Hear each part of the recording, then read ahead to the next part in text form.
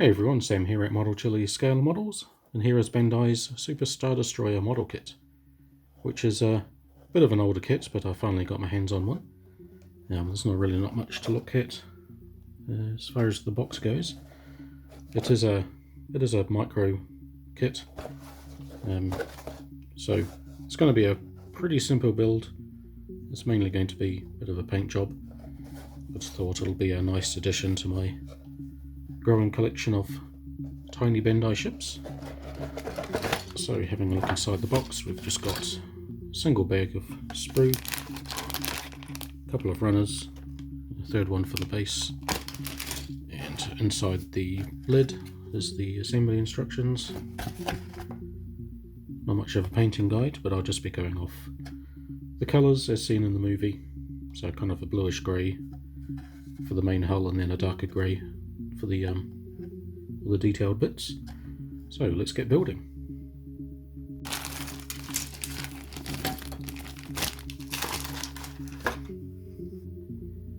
And so just taking a closer look at some of these parts. So you got the upper hull with all of its lovely detail,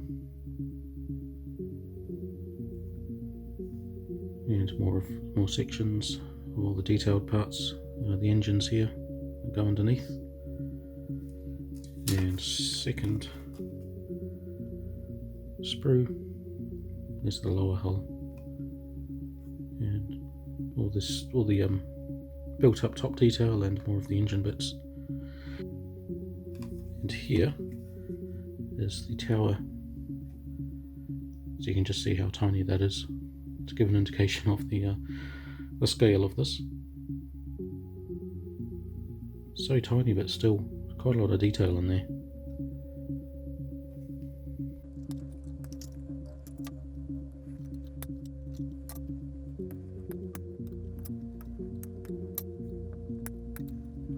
And just taking a closer look at some of the engine detail. I don't think there's many identifiable model tank parts like I've seen in other Bandai Star Wars builds. There might be a few little bits and pieces, but back in the day when ILM built these models, they used a lot of model kits to build up the detail, and Bandai are so accurate in recreating that detail that sometimes you can actually see them on these kits. But nothing's really jumping out at me at the moment, but something might turn up. Alright, so I've got all of the parts removed from the sprue and cleaned up. So before I start priming, I'm just going to attach the tiny tower to this part here, just so we can paint them all in one go. Just makes it a bit easier.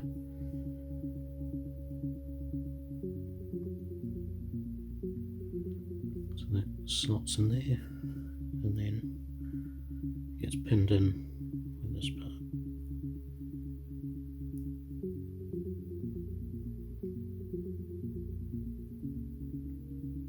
Alright, so then now that's ready for painting. So I'm just going to give everything just a thin layer of Tamir's fine surface primer from a can. Alright, so that's all the priming done. So before I start putting it all together, I want to start painting up the basic colours. So for all of these detailed greebly parts, I'm going to be using a darker Vallejo Model Air Basic Grey 71047. And for the larger bits, I'm going to be using Vallejo Model Air Pale Blue Grey 71046. So that's just a slight bluish lighter grey. So I'll go ahead and spray those, and then I'll be ready to start putting it together.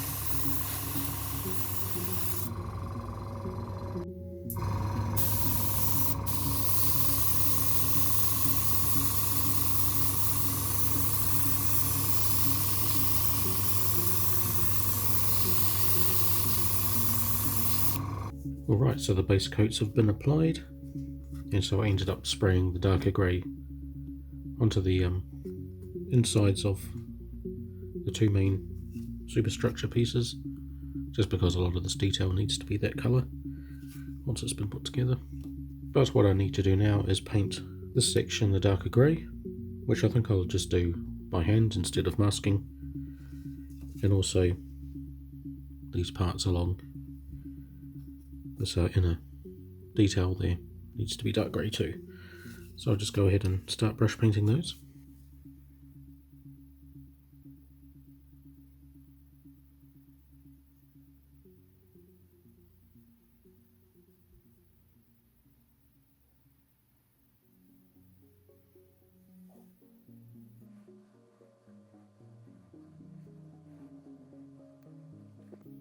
Alright, so now it's time to bring out some of this amazing detail. So what I'm going to do is do a bit of dry brushing using a slightly different grey. This one is Model Air Russian AF grey 71339, and I'm just going to get some on a flat brush, and then using the towel to wipe most of it away.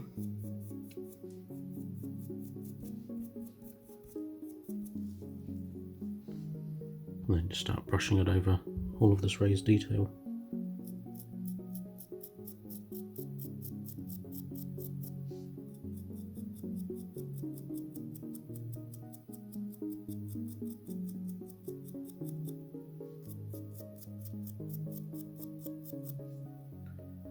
So there you can see it start to pop out a little bit. I might use a couple of different colours just to add a bit of variation.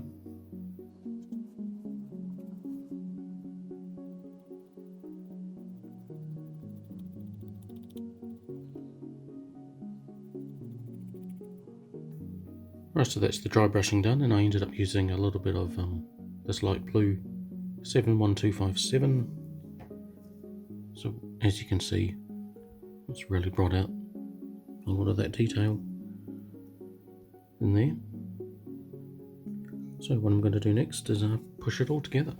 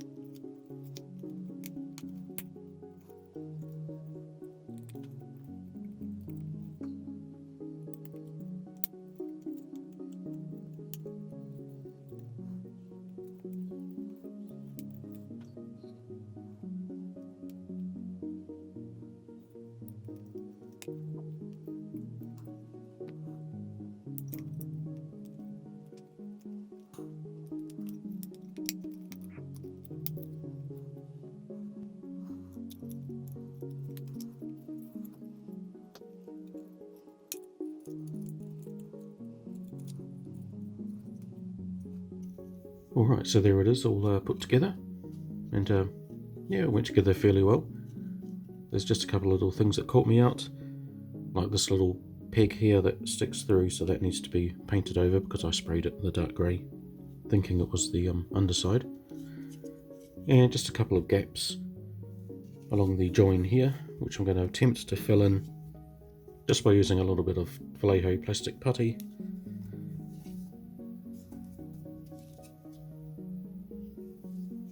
And I'm just going to paint over it once it's filled in.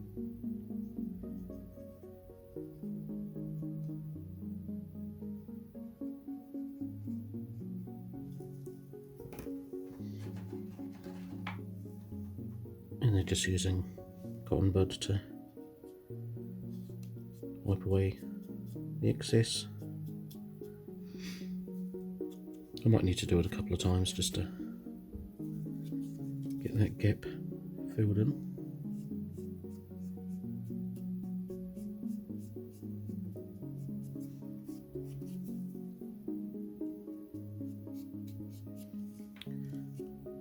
And so I'll just paint over that using the light grey base coat as before. And I also need to clean up a couple of little parts that the paint has missed. So like there's a few bits back here that I didn't quite paint in.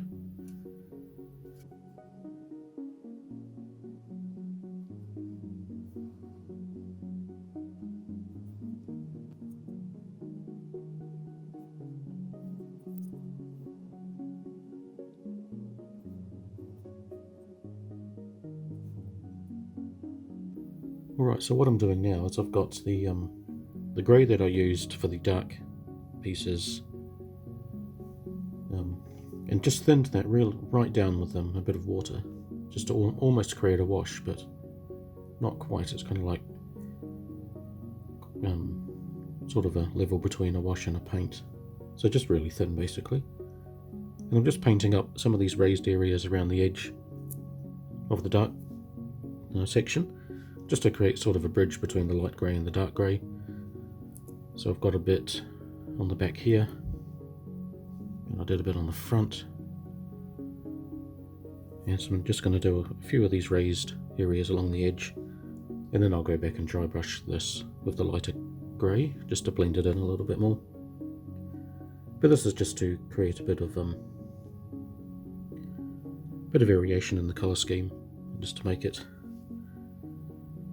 try and look a bit more scaled.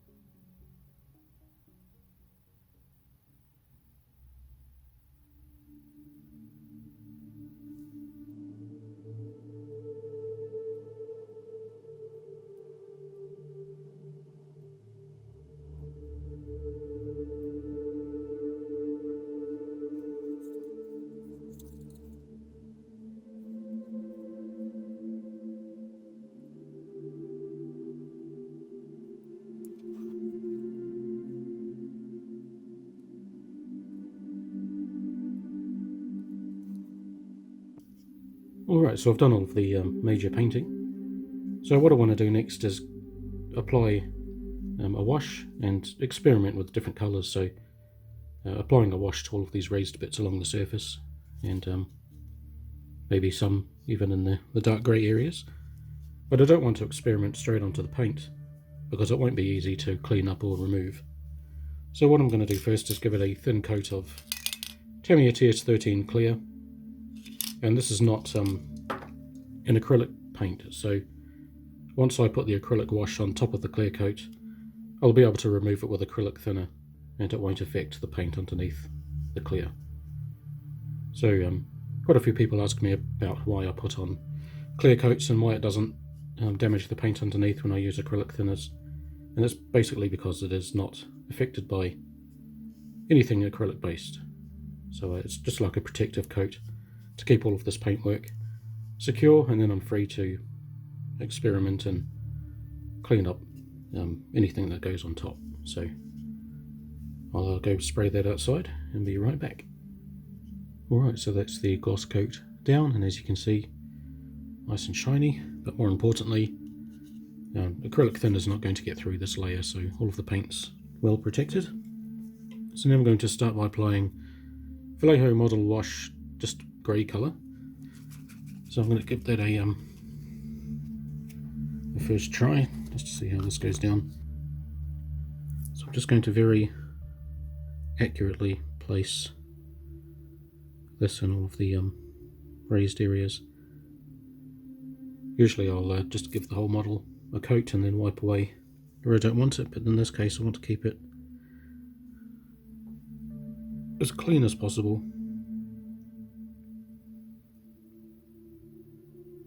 So it's going to look very subtle at first. I might apply one or two layers just to gradually build it up, but I just want to bring out a little bit of contrast and make some of these details pop out. So I'm just going to go around the edge and also around these bits.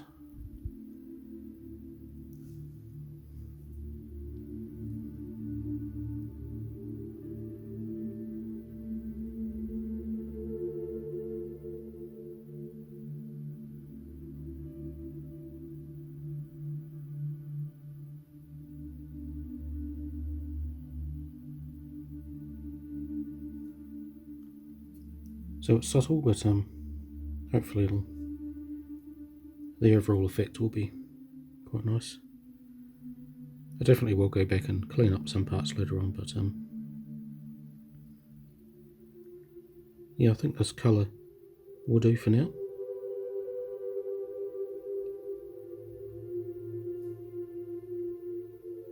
There's always that tricky balance between what's realistic and what makes a nice looking model. Because this is such a huge starship, being this distance, you won't see a lot of detail on the surface. It'll all just kind of blend into one colour, which is the realistic approach. But to make a nice looking model, you've got to bring out some of the detail so it doesn't look too flat. So it's just a matter of taste, I guess, as to what you want out of a model. A good example of that is the Bandai Perfect Grade Millennium Falcon that I built. I usually get a lot of comments of people saying it desperately needs a wash or some sort of panel lining, which would make an awesome looking model and make it look extremely detailed and give it a pretty high contrast, but it's just not accurate compared to the actual studio model they used when filming. I've got a lot of really high quality detailed photos of the studio model, and there is no panel lining at all. It's extremely flat. They used lighting to get a lot of the detail out of those models, which is what you see in the film. But as for the model itself, it was surprising actually at how flat it actually looked. I mean, yeah, there's a lot of weathering and streaking and oil stains and that sort of thing on it, which I replicated. But between all the panels, it's just flat. There's no shading, there's no panel lining at all. So that was the approach I used for that model. But of course you always get people that think differently, which, you know, is all good.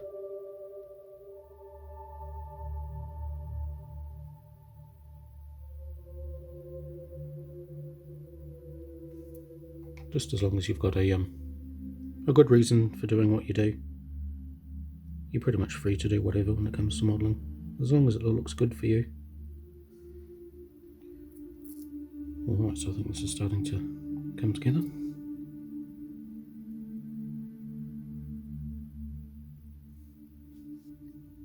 Alright, so that's the wash all dried up and cleaned up.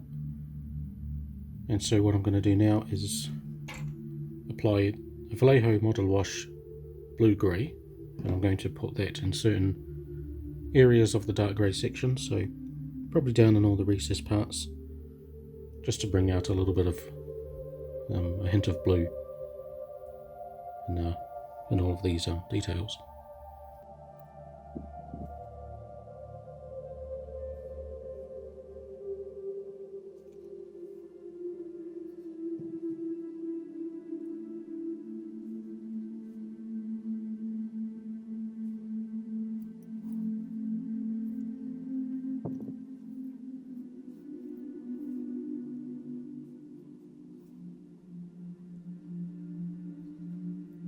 Okay, so now it's time to start paying some attention to the engines. So I'm just going to paint all the inside of the engine domes with some Vallejo Model A aluminium.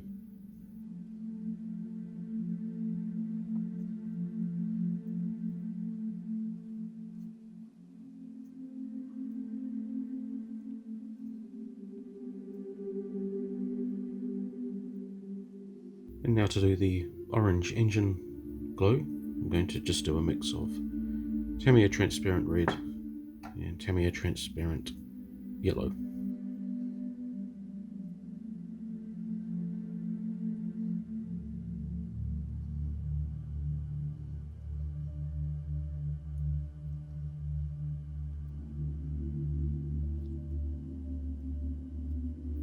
Right, so with the engines done, that's all of the painting complete.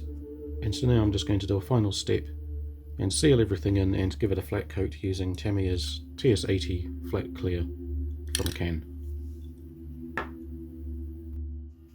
And so there it is, fully operational as planned. And it's been another really enjoyable Bandai kit. Yeah, it's tiny, but at least it was cheap. And it didn't take long to assemble, so it's just a nice little side project if you're feeling like something quick and easy.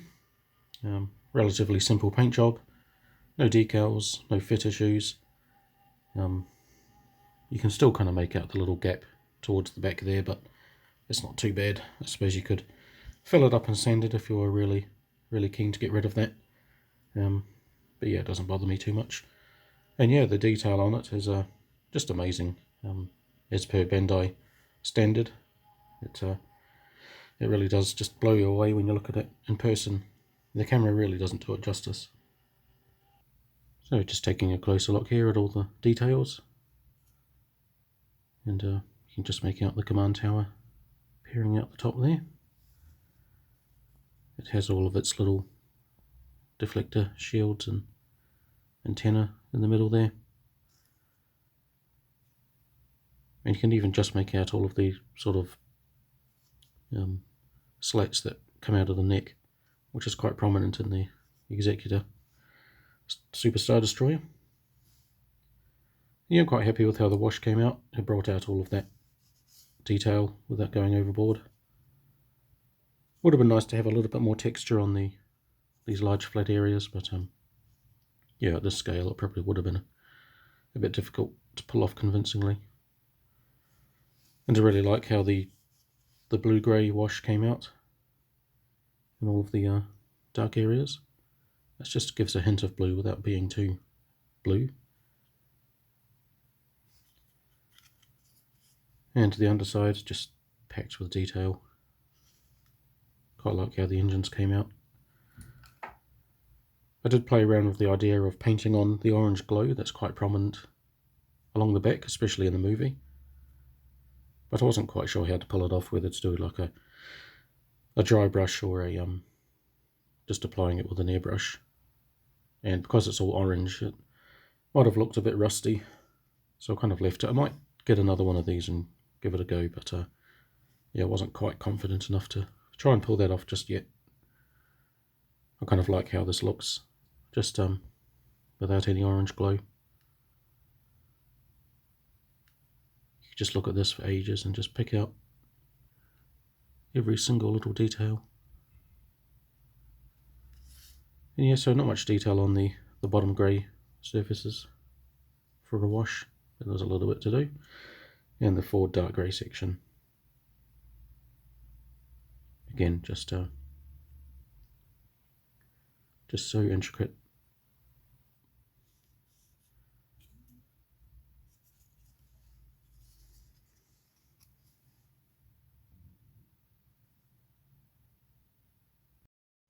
And here it is next to the other tiny Bandai kit that I did a little while ago, the Death Star 2.